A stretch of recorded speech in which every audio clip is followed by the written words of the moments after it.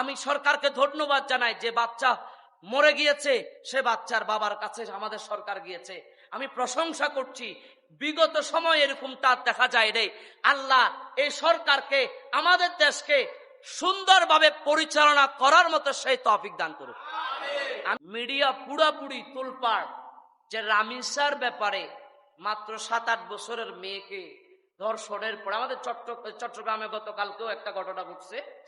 এই যে ছোট ছোট বাচ্চাগুলা এই ধর্ষণের শিকার হয়, তারা মূলত কেন হয়, এই মূলত কেন খুঁজতে গিয়ে গতকাল রাতে আমার একটা স্টাডি মনে পড়ে গেল। আমার কাছে একজন এসে বলো, হুজুর আমার বউর সাথে আমার ঝগড়া হলো, আমি আমার বউরে তালাক দিয়ে দিছি। কি দিয়ে দিছি?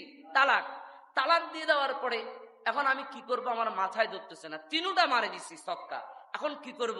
কারণ আমি বললাম, ভাই এটা তো অনেক বড় ভেজাল, এটার জন্য আপনি 20,000 টাকা খরচ করে জামিয়াতে আমাদের ওস্তাদ যারা আছেন তাদের সাথে বসে ওই ফতুয়ার মাসালা জেনে আসতে হবে, অন্যথায় আশেপাশে কোনো মসজিদের হুজুর এই ফতুয়া দেওয়া সম্ভব, জোরে বলেন সম্ভব না।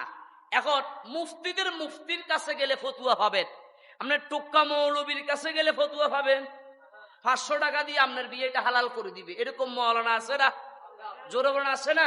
কিন্তু এটা কি হালাল হয়েছে? হয় এটা।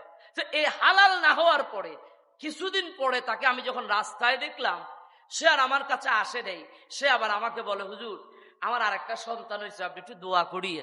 আমি কই, আল্লাহ তোমার এই সন্তান তো অবশ্যই হারাম জাদা হয়েছে, এটা কখনো হালাল জাদা হয়? জোরে বলেন হালাল জাদা হয় নাই। তো আপনি বলেন, হুজুর এই দর্শনের কাজগুলা কারা করে? হালাল জাদারা কখনো এই সকল কাজ করতে পারে? জোরে বলেন করতে পারে?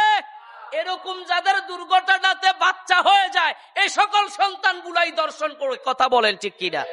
আমরা চাই এই জাহেলের মুরুক্ষর, এই জাহেলের বাচ্চাটাকে আমাদের সরকারি আইন অনুযায়ী সর্বোচ্চ শাস্তি দরকার, প্রয়োজন ইসলামে যেই পাথর মাটি পর্যন্ত তার শরীরকে ডাবিয়ে দিয়ে ইট মেরে তাকে মেরে ফেলা, এরকম আইন করলে আমার মনে হয় অন্যান্য অবৈধ সন্তানগুলা সাবধান হয়ে যাবে। কথা বলেন ঠিক কিনা?